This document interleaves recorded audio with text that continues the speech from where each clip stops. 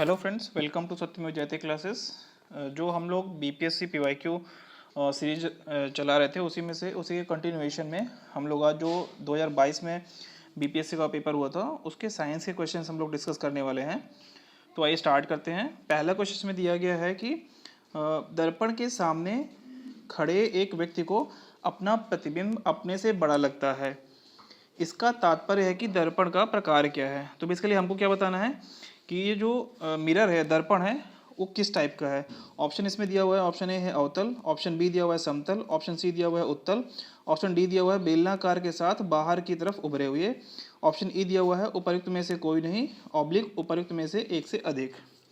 तो देखिए इसमें जो ऑप्शन होगा कि दर्पण के सामने खड़े एक व्यक्ति को अपना प्रतिबिंब अपने से बड़ा लगता है, तो बेसिकली ये किस में होता है, जो कॉनकेव मिरर होता है। ठीक है, कॉनकेव मिरर में जब कोई ऑब्जेक्ट, ठीक है, ये जो पोल होता है, पोल और फोकस के बीच में होती है, ठीक है, तो जो जो इसका इमेज बनता है वो वर्चुअल बनता है।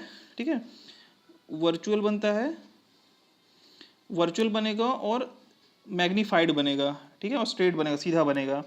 तो वर्चुअल, इरेक्ट और मैग्नीफाइड यानी कि आभासी, सीधा और आवर्धित जो प्रतिबिंब बनता है वो किसमें बनता है, अवतल दर्पण में। ठीक है, तो इसका ऑप्शन हो जाएगा 1 का ए। ऑप्शन जो क्वेश्चन नंबर 2 है उसमें दिया हुआ है कि एक पंखा गर्मी के मौसम में आराम की अनुभूति पैदा करता है क्योंकि। ऑप्शन ए है पंखा ठंडी हवा की आपूर्ति करता है, हमारा शरीर हवा में अधिक गर्मी विकिरित करता है, हवा की चालकता बढ़ जाती है, ऑप्शन डी है हमारा पसीना तेजी से वाष्पित हो जाता है, ऑप्शन ई है उपर्युक्त में से कोई नहीं, या फिर उपर्युक्त में से एक से अधिक। तो इसमें जो इसका ऑप्शन है, एक जो पंखा है, जैसे कोई फैन चला रहे हैं तो उससे क्या होता है, फैन स्पीड बढ़ जाती है। ठीक है, तो जैसे ही जो विंड स्पीड होती है, एयर की स्पीड होती है, जैसे ही विंड स्पीड बढ़ती है तो क्या होता है, वेपराइजेशन यानी कि इवेपोरेशन जो होता है, यानी कि वाष्पीकरण जो होता है वो बढ़ जाएगा। तो जब वाष्पीकरण तेजी से होगा तो तेजी से क्या होगा, हीट का लॉस होगा। ठीक है, तो हमको क्या होगा, ठंडक महसूस होगी।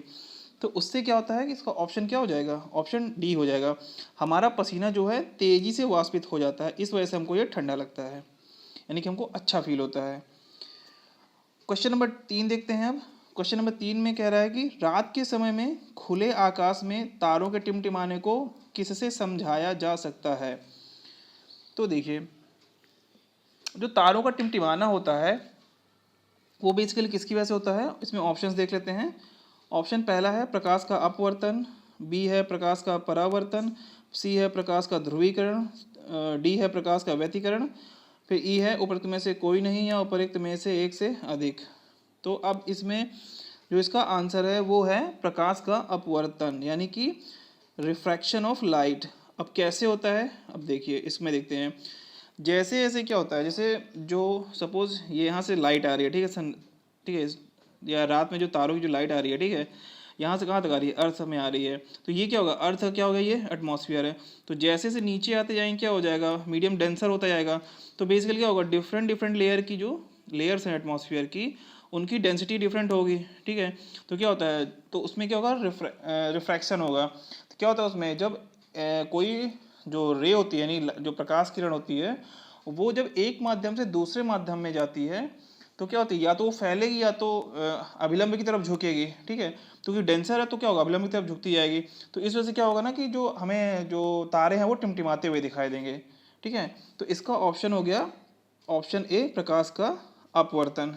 परावर्तन क्या होता है, जब किसी कोई जो सरफेस होती है, चिकनी और चमकीली सतह होती है, तो उससे क्या होता है, जब वो लाइट आती है, ठीक है, और उस सतह से टकरा करके वापस उसी मीडियम में वापस लौट जाती है, तो इसको हम क्या बोलते हैं, रिफ्लेक्शन बोलते हैं। ठीक, नेक्स्ट इसमें क्वेश्चन इसमें दिया हुआ ऑप्शन ध्रुवीकरण।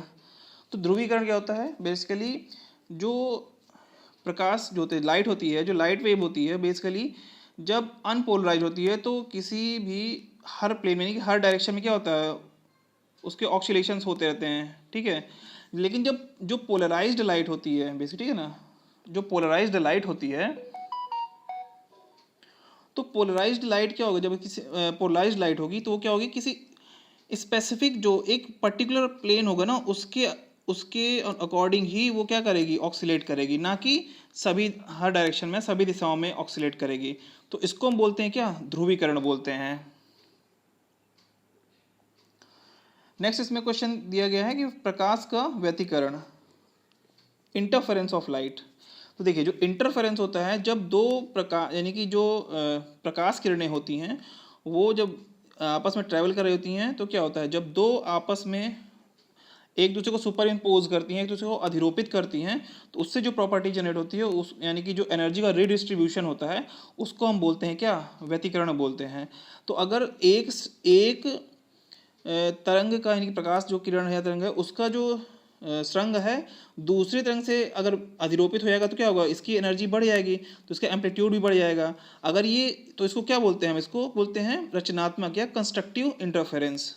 ठीक है, ऐसे ही अगर क्या होगा एक का स्ट्रंग दूसरे का गर्त अगर आपस में मिलेंगे तो क्या होगा, इनकी ओवरऑल एनर्जी क्या हो जाएगी, कम हो जाएगी। तो इसको हम क्या बोलेंगे, इसको बोलेंगे डिस्ट्रक्टिव।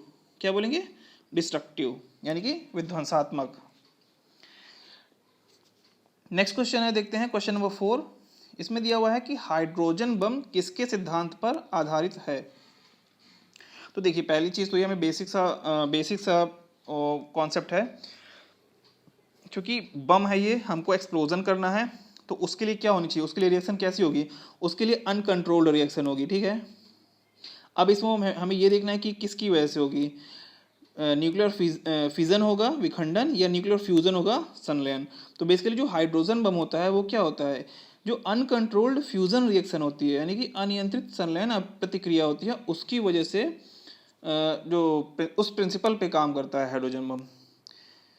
तो ऑप्शन जो क्वेश्चन नंबर 4 है उसका ऑप्शन क्या हो गया, ऑप्शन बी, अनियंत्रित संलयन अभिक्रिया, uncontrolled fusion reaction. Next question देखते हैं क्वेश्चन नंबर 5। क्वेश्चन नंबर 5 कह रहा है कि प्रेशर कुकर में खाना जल्दी पक जाता है क्योंकि ऑप्शन ए है उच्च दाब के कारण पानी निम्न तापमान पर उबलने लगता है, ऑप्शन बी उच्च दाब के कारण पानी उच्च तापमान पर उबलने लगता है, कम दाब के कारण पानी कम तापमान पर उबलने लगता है, ऑप्शन डी निम्न दाब के कारण पानी उच्च तापमान पर उबलने लगता है, ऑप्शन ई उपरोक्त में से कोई नहीं या उपरोक्त में से एक से अधिक। तो देखिए जो प्रेशर कुकर होता है, प्रेशर कुकर हम लोग किस यूज करते हैं ताकि क्या हो जाए, प्रेशर बढ़ जाए। ठीक, प्रेशर बढ़ जाए तो जैसे ही प्रेशर बढ़ता है तो क्या होता है, जो हमारा बॉइलिंग पॉइंट होता है बीपी, बॉइलिंग पॉइंट होता है वो क्या होता है, वो भी बढ़ जाता है। तो बॉइलिंग पॉइंट बढ़ने से क्या होगा कि जो तापमान जो है ना, जो पानी होता है वो जो बहुत जल्दी उबल जाता उसका वो अधिक तापमान पे उबलेगा। तो इससे क्या होगा कि उच्च दाब के कारण पानी उच्च तापमान पर उबलेगा। क्यों, क्योंकि प्रेशर बढ़ने से उसका बॉइलिंग पॉइंट बढ़ गया है। तो इस वजह से क्या होगा, खाना जल्दी पक जाएगा। तो इसलिए हमारे जो क्वेश्चन नंबर 5 है उसका ऑप्शन हो जाएगा उच्च दाब के कारण पानी उच्च तापमान पर उबलने लगता है, यानी कि ऑप्शन बी हमारा सही आंसर है। ठीक, नेक्स्ट क्वेश्चन देखते हैं। यदि रेफ्रिजरेटर के दरवाजे कुछ घंटों के लिए खुला छोड़ दें तो कमरे का तापमान क्या हो जाएगा। ठीक, क्वेश्चन नंबर 6 में कह रहा है कि सपोज ये रेफ्रिजरेटर है, अगर इसका हम गेट ओपन कर दें तो क्या होगा। क्योंकि देखिए क्या होगा कि ये जितना कमरे को ठंडा करेगा, ठीक है, उससे ज़्यादा क्या करेगा, ये हीट को रिलीज करेगा, एमिट करेगा। जब हीट को दूसरा चीज़ ये कि ये जो जिस मोटर से ऑपरेट करता है ना वो भी हीट रिलीज करेगा। तो बेसिकली ओवरऑल इम्पैक्ट क्या बढ़ेगा कि जो टेम्परेचर है रूम का क्या हो जाएगा, वो बढ़ जाएगा। नेक्स्ट क्वेश्चन देखते हैं क्वेश्चन नंबर 7 क्या कह रहा है, बर्फ का एक टुकड़ा पानी से लबालब भरे बीकर में तैर रहा है। बर्फ का एक टुकड़ा पानी से लबालब भरे बीकर में तैर रहा है। तो ये सपोज हमने ले लिया, बीकर ले लिया, सपोज मान लीजिए कि बीकर ही है, पानी से भरा हुआ है, इसमें क्या है एक आइस क्यूब, हमने सपोज ये आइस क्यूब ले लिया है। जब पूरी बर्फ पिघल जाए तब पानी क्या होगा, ऑप्शन क्या है इसमें, यानी कि इसका इफेक्ट क्या पड़ेगा, अगर जो आइस है वो पूरी मेल्ट हो जाएगी। तो पहला है पानी फर्श पर फैल जाएगा, ऑप्शन बी है बीकर में पानी का स्तर नीचे आ जाएगा, ऑप्शन सी है पानी का स्तर पहले गिरेगा फिर यह बीकर से बाहर निकलेगा, जल स्तर नहीं बदलेगा, ई है उपरोक्त में से कोई नहीं या उपरोक्त में से एक से अधिक। तो देखिए बेसिकली ये क्या है, इसने क्या पूछा हुआ है, बेसिकली जो आर्किमिडीज का प्रिंसिपल होता है ना उसके सिद्धांत का ही ये क्वेश्चन है कि उसी पे आधारित है ये। तो देखिए इसमें क्या होगा कि क्योंकि जो ये जो टुकड़ा बर्फ़ का टुकड़ा है, जब इसको हम बीकर में रखेंगे तो क्या होगा, ये क्या करेगा बेसिकली अपने वेट के बराबर क्या करेगा, वाटर को पहले डिस्प्लेस कर चुका होगा वहाँ से, ठीक है। तो अगर ये मेल्ट भी होगा ना, तो मेल्ट भी होगा तो क्यों क्या होगा, जो जितना मेल्ट होगा जो सॉलिड पार्ट है वो लिक्विड में कन्वर्ट हो रहा होगा। तो अगर जो पहले से ही जो स्पेस कम हो रहा है उसको कंपनसेट कर रहा है, तो बेसिकली जो पहले लेवल था वाटर का वो वही लेवल अभी भी बना रहेगा। ऐसा नहीं है कि पहले सपोज यहाँ तक पानी था, यहाँ तक पानी था, अगर ये मेल्ट हो जाए तो ये नीचे पहुँच जाएगा, ऊपर हो जाएगा। क्यों? क्योंकि इसने ऑलरेडी वाटर को डिस्प्लेस किया है और उसकी वजह से क्या होगा, इसका वाटर लेवल बढ़ गया है। तो जितना ये मेल्ट हो जाएगा इसकी जगह पे वही पानी पानी लेता जाएगा, ठीक। तो इसका ऑप्शन क्या हो जाएगा, ऑप्शन डी हो जाएगा, जल स्तर नहीं बदलेगा। क्वेश्चन नंबर 8 कह रहा है निम्नलिखित में से कौन सही सुमेलित नहीं है। ये ऐसे क्वेश्चंस पे ये हमें ध्यान देने की जरूरत है कि हमको ये देखना है कि आप कहाँ पे नहीं पूछा गया है, कहाँ पे हाँ पूछा गया है। तो इसमें ऑप्शंस देख लेते हैं। वोल्टमीटर विभवांतर एकदम करेक्ट है, ये सही है, सही है। हमसे क्या पूछा गया, नहीं, बेसिकली हमको गलत बताना है कि गलत कौन सा है। अमीटर विद्युत धारा, ये भी ठीक है। पोटेंशियोमीटर विद्युत वाहक बल, ये भी ठीक है। जो गैल्वेनोमीटर होता है वो भी किसको क्या होता है, वो भी बेसिकली जो करंट होती है, ठीक है, करंट को ही शो करता है, ठीक है। तो इसमें जो विद्युत प्रतिरोध है, विद्युत प्रतिरोध को मेजर करने के लिए हम किसका यूज़ करते हैं, ओम मीटर का यूज़ करते हैं, ना कि गैल्वेनोमीटर का। इसलिए हमारा ऑप्शन डी जो है सही हो जाएगा। नेक्स्ट क्वेश्चन देखते हैं, क्वेश्चन नंबर 9। क्वेश्चन नंबर 9 क्या कह रहा है, यदि एक पंख, क्या है, एक पंख है, एक रबर की गेंद है, एक लकड़ी की गेंद है, ये क्या है, निर्वात में वैक्यूम है बेसिकली, इसको इसको हमें ध्यान देना है। ये क्या कह रहा है, निर्वात, बेसिकली इसको हाईलाइट कर लेते हैं, क्या निर्वात कह रहा है। निर्वात में एक समान ऊंचाई से, यानी कि हाइट सेम है, ये एक पंख हो गया, एक रबर की गेंद हो गई और एक लकड़ी हो गई, ठीक है। ये पी से पंख हो गया, रबर, और ये लकड़ी हो गई, समान ऊंचाई से स्वतंत्रता पूर्वक एक साथ गिर रहे हैं। तो पंख, ऑप्शन क्या है, पंख सबसे पहले ज़मीन पर पहुंच जाएगा, रबर की गेंद सबसे पहले ज़मीन पर पहुंच जाएगी, लकड़ी की गेंद सबसे पहले ज़मीन पर पहुंच जाएगी, तीनों एक साथ ज़मीन पर पहुंचेंगे, उपयुक्त में से कोई नहीं, या उपयुक्त में से एक से अधिक। क्योंकि बात निर्वात की कर रहा है, तो निर्वात की कर रहा है, इसका मतलब जब ये नीचे गिर रहे होंगे तो इसमें किसी प्रकार का प्रतिरोध नहीं आएगा कि ऊपर को इसमें बल लगाया विपरीत दिशा में। तो इसलिए क्या होगा कि ये जो दोनों हैं, ये जो तीनों ऑब्जेक्ट हैं, पंख, रबर की गेंद और लकड़ी की गेंद, ये तीनों क्या होंगे, एक साथ जमीन पर आएंगे, ठीक है। Option D. क्यों? क्योंकि जो ग्रेविटेशनल जो ग्रेविटी होती है, ठीक है, जो ग्रेविटी होती है वो किस पे का उसके किस पे डिपेंड नहीं करती है, जो ऑब्जेक्ट का जो मास होता है उस पर डिपेंड नहीं करती है, ठीक है।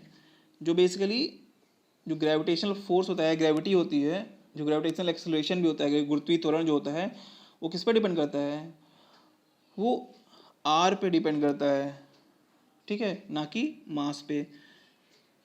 तो मास पे क्योंकि डिपेंड करता नहीं है, इसलिए क्या होगा, तीनों के तीनों क्या होंगे, साथ में नीचे आएंगे।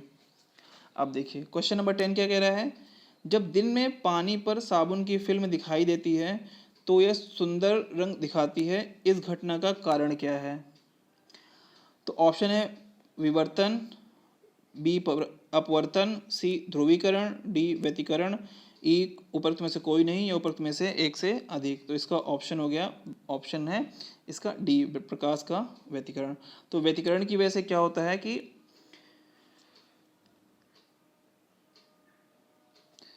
जो साबुन की फिल्म है वो हमको क्या दिखाई देती है, जो सुंदर रंगी कलरफुल दिखाई देती है। क्वेश्चन नंबर 11 है, क्वेश्चन नंबर 11 क्या कह रहा है, नाभिक की द्रव्यमान संख्या, द्रव्यमान संख्या, ऑप्शन ए न्यूट्रॉन और प्रोटॉन की संख्याओं का योग होती है, न्यूट्रॉन और प्रोटॉनों का कुल द्रव्यमान होती है, हमेशा परमाणु भार से अधिक होती है, हमेशा परमाणु संख्या से कम होती है, उपयुक्त में से कोई नहीं या उपयुक्त में से एक से अधिक। तो बेसिकली इसका आंसर होता है, यानी कि जो ए होता है द्रव्यमान संख्या, यानी कि मास नंबर जो होता है जिसको हम ए से रिप्रेजेंट करते हैं, वो बेसिकली किसके बराबर होता है, जेड प्लस एन। जेड क्या है, number of protons, number of protons, जो नंबर प्रोटॉन है वो क्या है, जेड है, और एन क्या है, नंबर ऑफ न्यूट्रॉन्स। ठीक, तो ए बराबर कितना होगा, Z plus N, option A हमारा ऑप्शन क्या है, ऑप्शन ए जो है हमारा सही है। न्यूट्रॉनों और प्रोटॉनों की संख्याओं का योग ही हमारा क्या है, ऑप्शन हो गया। ठीक, नेक्स्ट क्वेश्चन उसमें पूछा गया है कि जो निम्नलिखित में से कौन सा सीमेंट का मुख्य घटक है। ठीक है, तो बेसिकली हमें सीमेंट का जो कंपोजिशन है वो हमको पता होना चाहिए कि सीमेंट का कंपोजिशन क्या होता है। तो देखो, जो सीमेंट होती है बेसिकली उसमें कई तरीके के जो कंपाउंड्स होते हैं। एक होता है कैल्सरस कंपाउंड, ठीक है, कैल्सरस कंपाउंड्स होते हैं उसमें। उसमें कौन कौन आता है, जैसे उसमें क्या होता है, उसमें लाइम स्टोन आता है, ठीक है, लाइम स्टोन आता है, और उसी में चौक आती है, सेल्स आती है। ठीक है, तो ये सब के क्या हो गए, कैल्सरस कंपाउंड्स हैं। दूसरे होते हैं आर्जिलेसियस कंपाउंड। उसमें कौन आता है, उसमें आता है जैसे जो हमारा क्ले होता है, ठीक है, स्लेट होती है, ये सब इसमें आते हैं। एक और क्या होता है इसमें होता है जिप्सम होता है। और क्या होता है, बाकी कुछ और मटेरियल्स होते हैं, जैसे आयरन ओर होता है, जो फ्लाई एश होती है, स्लैग होता है, ये सब भी इसमें होती हैं। तो अब इसमें पूछा गया है कि किसका जो कौन कंपोनेंट है, यानी कि मेन कंपोनेंट है क्या है, बेसिकली किसका सबसे ज़्यादा शेयर होता है सीमेंट में। तो इसका ऑप्शन है ऑप्शन ए, जो चूना पत्थर होता है इसमें, जो सीमेंट होती है उसमें सबसे ज़्यादा चूना पत्थर ही होता है। कितना होता है, अराउंड 60-65% होता है। और जो सिलिका होता है, बेसिकली सिलिका सेकंड नंबर पे होता है, जो कि अराउंड होता है 70-25% सिलिका होता है। फिर इसमें जो एलुमिना होता है अराउंड, एलुमिना जो होता है वो एलुमिना Al2O3, ठीक है, एलुमिना जो होता है वो होता है अराउंड 3-7% के अराउंड होता है। देखिए, इसमें एक चीज़ और हमें देखनी है कि जो जिप्सम होता है उसका काम क्या होता है। जो जिप्सम होता है, जिप्सम क्यों मिलाया जाता है, ताकि जो सीमेंट होती है उसका जो सेटिंग टाइम होता है कि जल्दी ना जम जाए या बहुत लेट ना हो, तो जो सेटिंग टाइम होता है ना उसको रेगुलेट करने के लिए हम क्या यूज़ करते हैं, जिप्सम यूज़ करते हैं। तो ये हमारा क्या हो गया, तो 12th का हमारा जो ऑप्शन हो गया ऑप्शन ए, चूना पत्थर। अब आइए नेक्स्ट देखते हैं क्वेश्चन नंबर 13, एक तत्व के समस्थानिक। क्या क्वेश्चन पूछा गया है, एक तत्व के समस्थानिक अलग अलग होते हैं। एक तत्व के समस्थानिक मतलब आइसोटोप्स, ठीक है, आइसोटोप्स पूछा है कि अलग अलग होते हैं। तो बेसिकली कौन इनको डिफ्रेंशिएट करता है। तो देखिए, जो आइसोटोप्स होते हैं उसमें क्या होता है, जैसे सपोज हाइड्रोजन के आइसोटोप्स हैं, क्या है, 1H1, 1H2, 1H3, ठीक, ये क्या है, तीनों आइसोटोप्स हैं, समस्थानिक हैं, किसके, हाइड्रोजन के। तो देखिए, जो क्योंकि और किसी भी कंपाउंड में क्या, किसी भी एलिमेंट में क्या होते हैं, नंबर ऑफ इलेक्ट्रॉन्स जो होते हैं, जो नंबर ऑफ इलेक्ट्रॉन्स होते हैं और प्रोटॉन्स, वो आपस में क्या होते हैं, बराबर होते हैं। तो इलेक्ट्रॉन और प्रोटॉन क्या होते हैं, इलेक्ट्रॉन और प्रोटॉन बराबर होते हैं। ठीक, तो क्या होगा, देखिए इसमें क्योंकि इसका एटॉमिक नंबर कितना है, 1 किसके बराबर, यानी कि जो एटॉमिक नंबर किसके बराबर होता है, नंबर ऑफ इलेक्ट्रॉन्स के, और नंबर ऑफ इलेक्ट्रॉन्स किसके बराबर होता है, नंबर ऑफ प्रोटॉन्स के। तो देखिए, इसका भी एटॉमिक नंबर 1 है, इसका भी एटॉमिक नंबर 1 है, इसका भी एटॉमिक नंबर 1 है। तो इसमें क्या होगा, इलेक्ट्रॉन सेम है, प्रोटॉन सेम है। ठीक, ये क्या है, ये क्या है, इनका मास नंबर। ठीक है, तो मास नंबर इसका कितना है, 1, इसका कितना है 2, इसका कितना है 3। तो बेसिकली ये क्या है, ये जो मास नंबर होता है वो किसको रिप्रेजेंट करता है, Z plus N, proton plus neutron.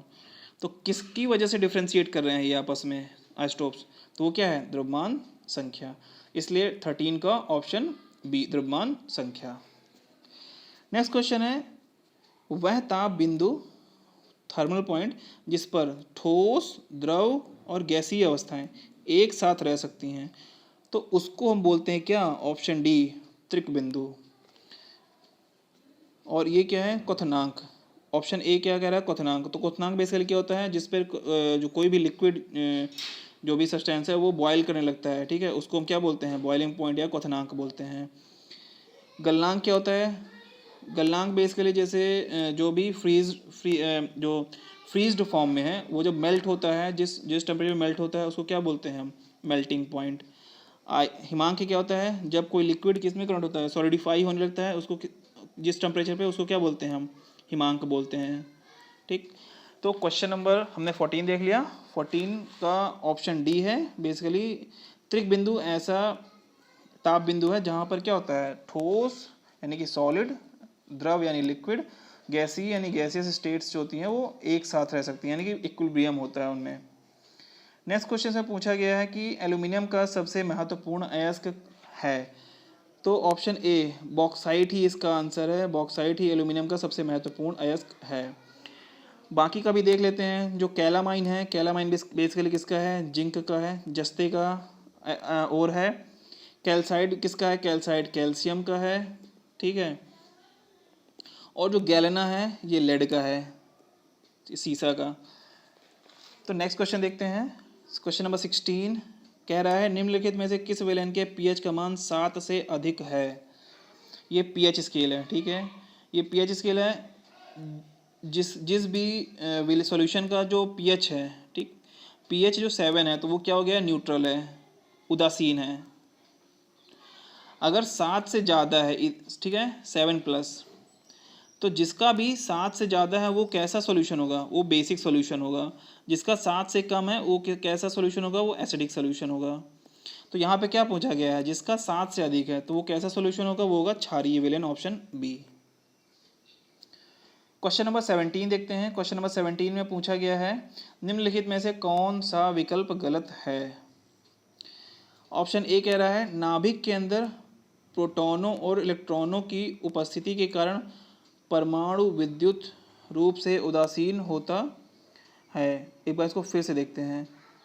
क्या कह रहा है कि नाभिक के अंदर प्रोटॉनों और इलेक्ट्रॉनों की उपस्थिति के कारण परमाणु विद्युत रूप से उदासीन होता है। ठीक है, इसका ऑप्शन यही गलत है। क्यों, बाकी भी देख लेते हैं, इसको बाद में डिस्कस करेंगे। इलेक्ट्रॉन ऋणावेशित होते हैं तथा इनका द्रव्यमान नगण्य होता है, बिल्कुल सही बात है।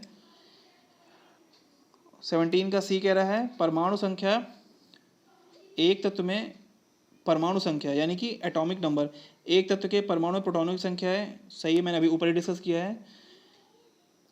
डी क्या कह रहा है समस्थानिक परमाणु ईंधन के रूप में चिकित्सा क्षेत्र में और कार्बन डेटिंग आदि में उपयोगी होते हैं। सही बात है, जैसे 92 यूरेनियम, 233, 235, 239। ठीक, तो ये क्या हो गए, ये भी ठीक है। अब ये क्यों, यानी कि डी भी हमारा ठीक है, तो ऑप्शन हमारा क्या सही हुआ, यानी हमें गलत छांटना है ना। तो गलत कौन सा हुआ इसमें से, गलत कौन सा है, ऑप्शन ए। अब ये कैसे गलत है ये देखते हैं।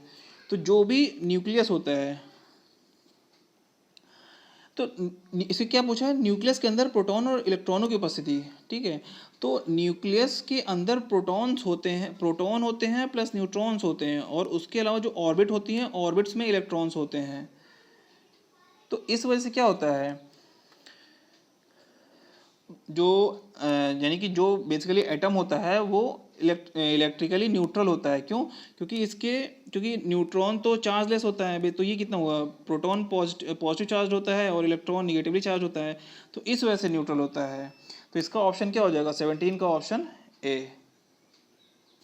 नेक्स्ट क्वेश्चन हमें देखना है, क्वेश्चन नंबर 18 क्या कह रहा है निम्नलिखित में से गलत कथन, हमें गलत का चयन करना है। कपास गर्मियों में कपड़े के रूप में उपयोग के लिए उपयुक्त है क्योंकि यह नमी को अवशोषित करता है, बिल्कुल सही। सीडी बनाने के लिए पॉलीकार्बोनेट का उपयोग किया जाता है, बिल्कुल सही। एक्रिलिक को कृत्रिम रेशा भी कहा जाता है, नहीं, इसको कृत्रिम रेशा नहीं कहा जाता है, इसको कहा जाता है कृत्रिम ऊन कहा जाता है। क्या कहा जाता है, कृत्रिम ऊन। एक्रिलिक को कृत्रिम ऊन कहा जाता है। तो कृत्रिम रेशा किसको बोलते हैं, तो जो कृत्रिम रेशम होता है उसको किसे बोलते हैं, वो बोलते हैं हम रेयॉन को, रेयान को बोलते हैं। क्या बोलते हैं, रेयान को बोलते हैं हम कृत्रिम रेशम। ये बेसिकली किससे बना होता है, ये बना होता है सेल्यूलोज से, जो लकड़ी की लुगदी होती है उससे बना होता है। क्वेश्चन नेक्स्ट, इसमें डी ऑप्शन है टेफ्लॉन का उपयोग नॉन स्टिक रसोई के सामान की कोटिंग के लिए किया जाता है, बिल्कुल सही। तो हमें गलत कथन का चयन करना था, तो हमारा ऑप्शन सी, यानी कि एक्रिलिक को कृत्रिम रेशम भी कहा जाता है क्योंकि यह कपास से तैयार होता है लेकिन रेशम की तरह चमकता है। क्योंकि ये रेशम नहीं, इसको कृत्रिम ऊन कहा जाता है। क्वेश्चन नंबर 19, क्वेश्चन नंबर 19 क्या कह रहा है? क्वेश्चन नंबर 19 कह रहा है कि ग्रेफाइट और हीरे के बारे में निम्नलिखित कथनों में से कौन सा कथन सत्य है? कौन सा कथन सत्य है? 19 का ए क्या कह रहा है? ऑप्शन ए क्या कह रहा है? उनके पास एक जैसी क्रिस्टल संरचना है। बिल्कुल नहीं। ये मैंने पहले के जो मैंने जो पीवाईक्यू करवाए हैं साइंस के, उसमें मैंने डिस्कस किया हुआ है कि दोनों की जो क्रिस्टल स्ट्रक्चर होता है वो दोनों का डिफरेंट होता है। हार्डनेस भी डिफरेंट होती है। क्यों? क्योंकि जो डायमंड होता है वो बहुत नेचुरली हार्डेस्ट सब्सटेंस है, ग्रेफाइट जबकि सॉफ्ट होता है। विद्युत चालकता भी समान होती है, ये भी गलत है। क्यों? क्योंकि जो ग्रेफाइट होता है वो कंडक्टर है और जो डायमंड होता है वो बैड कंडक्टर है, इंसुलेटर है बेसिकली। 19D, वे एक समान रासायनिक प्रतिक्रिया से गुजर सकते हैं। बिल्कुल सही। क्यों? क्योंकि ये क्या है? कार्बन के एलोट्रॉप्स हैं। क्या हैं? अपर रूप हैं। तो अपर रूप क्या होते हैं? जिनकी फिजिकल प्रॉपर्टीज़ क्या होती है? फिजिकल प्रॉपर्टीज़ तो अलग अलग होती है, बट उनकी क्या होती है? केमिकल प्रॉपर्टीज़ क्या होती हैं? सेम होती हैं। ठीक, तो ये क्या, दोनों ही कॉपर के अपर रूप हैं, तो इसलिए ऑप्शन डी हमारा सही हो जाएगा। फिर पूछा है इसमें क्वेश्चन नंबर 20। क्वेश्चन नंबर 20 में कहा गया है कि निम्नलिखित में से कौन सा तरलीकृत petroleum gas, liquid petroleum gas, ठीक है, इसमें का प्रमुख घटक है? प्रमुख घटक क्या है? प्रमुख घटक पूछा हुआ है। तो देखिए, जो एलपीजी होता है, एलपीजी में क्या होता है? मेनली दो चीज़ें पाई जाती हैं। मेनली पाई जाती हैं, क्या पाई जाती हैं? एक पाई जाती है प्रोपेन और दूसरी ब्यूटेन का मिक्सचर होता है इसमें mainly, propane plus butane. But इसमें सबसे ज़्यादा क्या होती है? सबसे ज़्यादा किसका कौन पाई जाती है? वो पाई जाती है ब्यूटेन। तो इसलिए हमारा ऑप्शन क्या हो जाएगा? ऑप्शन डी, 20 का डी। तो एलपीजी का प्रमुख घटक कौन सा है? ब्यूटेन। नेक्स्ट क्वेश्चन देखते हैं। नेक्स्ट क्वेश्चन है क्वेश्चन नंबर 21। क्या कह रहा है? पानी मिट्टी से जड़ों में, यानी पानी जो है मिट्टी से जड़ों में जिस भौतिक प्रक्रिया द्वारा गुजरता है उसे क्या कहा जाता है? तो पानी जिस प्रोसेस से जो सॉइल से जो रूट्स होते हैं उसमें आता है उसको हम क्या बोलते हैं? बेसिकली परासरण बोलते हैं। क्या? ऑस्मोसिस। क्या बोलते हैं? ऑस्मोसिस। नेक्स्ट क्वेश्चन है क्वेश्चन नंबर 22। 22 क्या कह रहा है? बायोडिग्रेडेबल अपशिष्ट को आमतौर पर जिसकी मदद से उपयोगी पदार्थ में बदला जा सकता है वह है। तो बेसिकली जो बायोडिग्रेडेबल अपशिष्ट होता है उसको हम मतलब यानी कि उसको उपयोगी पदार्थ में हम जो बदलते हैं वो किसकी सहायता से बदलते हैं? बैक्टीरिया की सहायता से बदलते हैं। तो 22 का ऑप्शन ए सही हो गया। क्वेश्चन नंबर 23 क्या कह रहा है? क्वेश्चन नंबर 23 कह रहा है कि जो रात के समय यह सलाह दी जाती है कि पेड़ के नीचे ना सोएं, क्योंकि पेड़, ऑप्शन ए क्या कर रहा है? ऑक्सीजन की मात्रा को कम मात्रा को मुक्त करते हैं। ऑप्शन बी, रात में हानिकारक गैसों को मुक्त करते हैं। ऑप्शन सी, कार्बन डाइऑक्साइड को मुक्त करते हैं। ऑप्शन डी, कार्बन मोनोऑक्साइड को मुक्त करते हैं। और ऑप्शन ई, उपरोक्त में से कोई नहीं है, उपरोक्त में से एक से अधिक। तो क्वेश्चन में जो 23 है वो बेसिकली क्या हो गया कि जो प्लांट्स होते हैं, यानी जो ट्रीज होते हैं, प्लांट्स होते हैं, वो क्या करते हैं? रात में फोटोसिंथेसिस तो होता नहीं है, तो उस क्या होता है? सिर्फ रेस्पिरेशन होता है, सिर्फ श्वसन होता है। तो श्वसन जब करेंगे तो क्या करेंगे? वो ऑक्सीजन को एब्जॉर्ब करेंगे, ऑक्सीजन को ग्रहण करेंगे और जो कार्बन डाइऑक्साइड है उसको रिलीज करेंगे।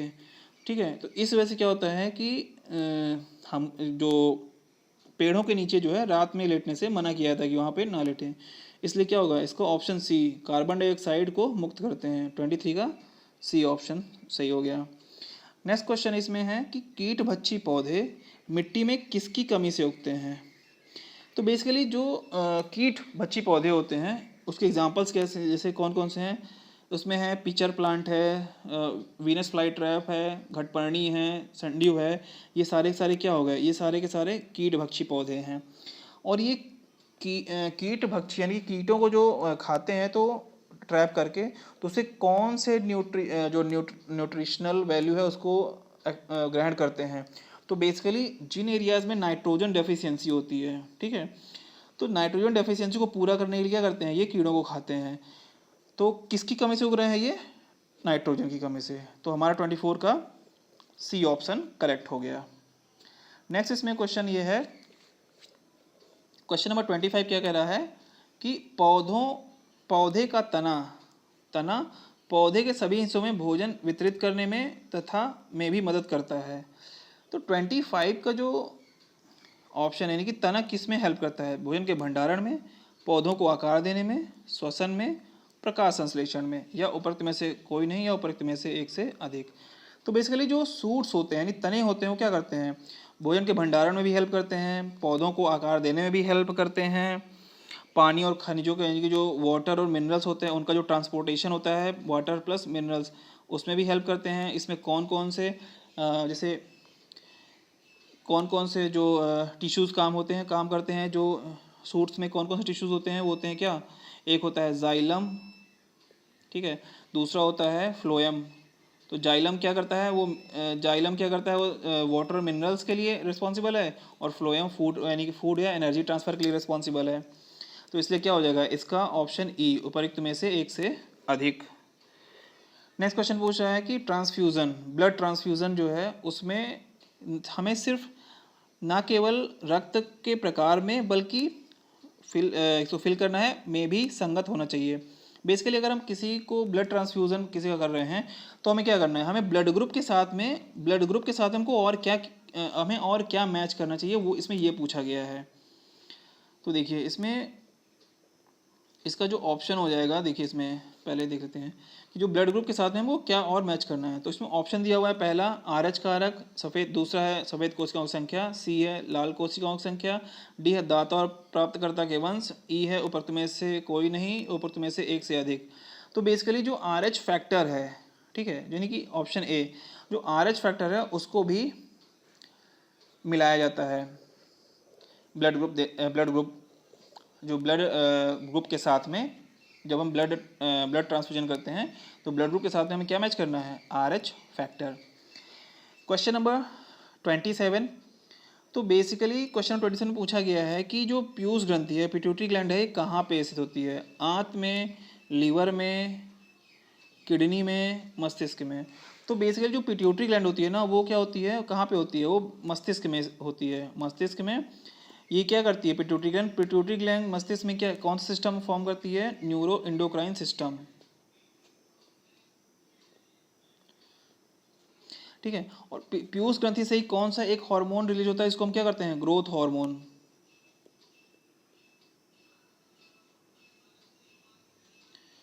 इसी से एक और कौन सा निकलता है?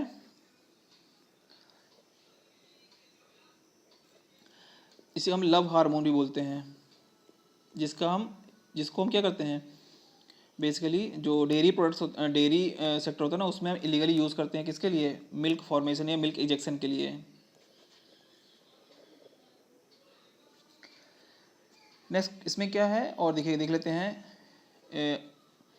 जो किडनी होती है, किडनी के पास जो किडनी के ऊपर पाया जाता है उसको क्या बोलते हैं? Adrenaline, adrenal gland. उसमें हार्मोन जो निकलता है वो एड्रिनलिन होता है, और किडनी में कौन सी पाती है? एड्रिनल ग्लैंड, इसका नाम ही है एड्रीनल। क्वेश्चन नंबर 27 हो गया। नेक्स्ट को देखते हैं क्वेश्चन नंबर 28 क्या कह रहा है? गर्भ में भ्रूण के विकास को जानने के लिए निम्नलिखित में से किरणों और तरंगों में से किसका उपयोग किया जाता है?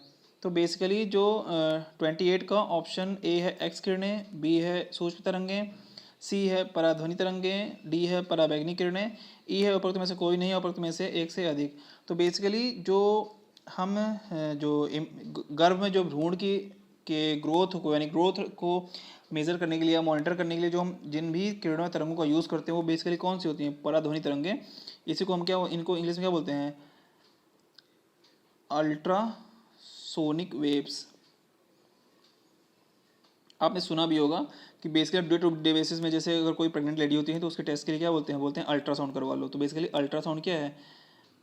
अल्ट्रासाउंड, इसी को हम लोग टेक्निकल लैंग्वेज में बोलते हैं अल्ट्रासोनोग्राफी, ठीक है। तो किनका यूज़ करते हैं? पराध्वनि तरंगे। क्वेश्चन नंबर 29 है, पूछ रहा है सार्वभौमिक स्वीकार्य रक्त समूह है। तो सार्वभौमिक स्वीकार्य यानी कि यूनिवर्सल एक्सेप्टर कौन सा ब्लड ग्रुप है? Option A, option B, option C AB, option D O, उपरोक्त में से कोई नहीं या उपरोक्त में से एक से अधिक। तो बेसिकली जो यूनिवर्सल एक्सेप्टर होता है वो क्या होता है? AB होता है। अब देखिए इसमें एक थोड़ा सा ट्विस्ट ये है कि सपोज देखिए इसमें आर एच फैक्टर का मेंशन नहीं किया गया है, तो अगर सपोज उसने आर एच फैक्टर का भी मेंशन किया गया होता, क्या किया होता, अगर आर एच फैक्टर का ही मेंशन किया गया होता, ठीक है, तो हमें फिर ये पता करना होता कि उनमें से कौन सा है, ए बी प्लस यानी कि A B positive universal acceptor है या फिर ए बी निगेटिव। तो बेसिकली इसमें क्या होता है, जो ए बी पॉजिटिव होता है वो क्या होता है, यूनिवर्सल एक्सेप्टर होता है। क्यों? क्योंकि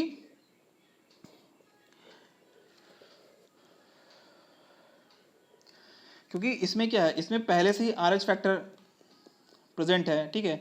तो इसमें क्या होगा, अगर हम इसको निगेटिव जिसमें आर एच फैक्टर नहीं भी है तब भी इसमें क्या होगा, रिएक्शन नहीं होगी, ताकि जो ब्लड क्लॉटिंग की प्रॉब्लम होती है, जो ब्लड ट्रांसफ्यूजन में जो प्रॉब्लम्स होती हैं वो नहीं होगी। अगर ये निगेटिव है, अगर हम पॉजिटिव को दे देंगे तो क्या हो जाएगा, क्योंकि इसमें आर एच फैक्टर प्रेजेंट है, इसमें आर एच फैक्टर नहीं है, तो क्या होगा, आपस में रिएक्शन कर जाएंगे, ठीक है। तो इसलिए क्या होता है, जो ए बी पॉजिटिव होता है वो क्या होता है, यूनिवर्सल एक्सेप्टर होता है। वहीं जो यूनिवर्सल डोनर होता है, यूनिवर्सल डोनर यानी कि सार्वभौमिक दाता, वो क्या होता है, सार्वभौमिक दाता होता है ओ। और ओ में भी अगर आर एच फैक्टर मेंशन किया गया है, तो आर एच फैक्टर अगर है तो कौन सा होगा, ओ निगेटिव जो होगा वो होगा यूनिवर्सल डोनर। क्यों? क्योंकि इसके पास आर एच फैक्टर नहीं है तो ये किसी को भी दे सकता है, जिसके पास आर एच फैक्टर है उसको भी दे सकता है, जिसके पास आर एच फैक्टर नहीं है उसको भी दे सकता है। तो अब देखते हैं क्वेश्चन नंबर 30 में क्या है, निमोनिया एक संक्रमण है तंत्रिका का, रक्त का, त्वचा का, फेफड़ों का, उपरोक्त में से कोई नहीं या उपरोक्त में से एक से अधिक। तो बेसिकली जो निमोनिया है वो बेसिकली किसको अफेक्ट करता है, जो हमारे लंग्स होते हैं उसमें क्या होता है, जो भी एल्वियोलाई होती है ना उनमें एक पस या लिक्विड जैसा भर जाता है, तो हमें ब्रीदिंग में दिक्कत होती है। तो अब हम थोड़ा सा ये देख लेते हैं कि निमोनिया किसकी वजह से होता है। तो न्यूमोनिया जो होता है basically various type of germs की वजह से होता है, बैक्टीरिया की वजह से भी होता है, वायरस की वजह से भी होता है, फंगल भी होता है और भी रीजन्स होते हैं। तो जो बैक्टीरिया इसके लिए रिस्पॉन्सिबल है उसका नाम है स्ट्रेप्टोकॉकस न्यूमोनी, स्ट्रेप्टोकॉकस न्यूमोनी, ठीक है। तो ये बैक्टीरिया जो इसके लिए रिस्पॉन्सिबल है।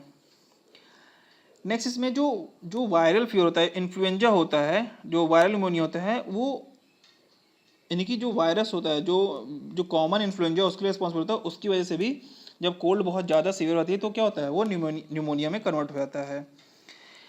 दूसरा एक जो फंगल होता है, फंगल बहुत रेयर है, बट जिसका इम्यून सिस्टम बहुत वीक हो गया है तो उसको फिर क्या होता है, वो फंगल यानी कि फंगस की वजह से, फंगल इन्फेक्शन की वजह से क्या होगा, निमोनिया हो सकता है। तो इसका ऑप्शन क्या हो जाएगा, न्यूमोनिया एक संक्रमण है किसका, फेफड़ों का, तो इसका ऑप्शन डी हमारा सही हो जाएगा। तो देखिए ये थे जो बीपीएससी के जो 2022 में था उसके सारे क्वेश्चंस मैंने यहाँ पे कवर करा दिए हैं। तो अगर आपको कुछ लगता है कि इसमें से कुछ और मुझे प्लीज़ फीडबैक दीजिए, ताकि अगर आपको कुछ इम्प्रूवमेंट लगे तो मैं और बेटर इम्प्रूव कर सकता हूँ और डिटेल में आपको चीज़ें दे पाऊँगा, जो ताकि आपको एग्ज़ाम में हेल्प मिल सके, ठीक है। अगर आपको और भी कुछ चाहिए तो प्लीज़ आप कमेंट करिए, ठीक है। तो मेरी तरफ से अभी आज के लिए इतना ही, थैंक यू सो मच।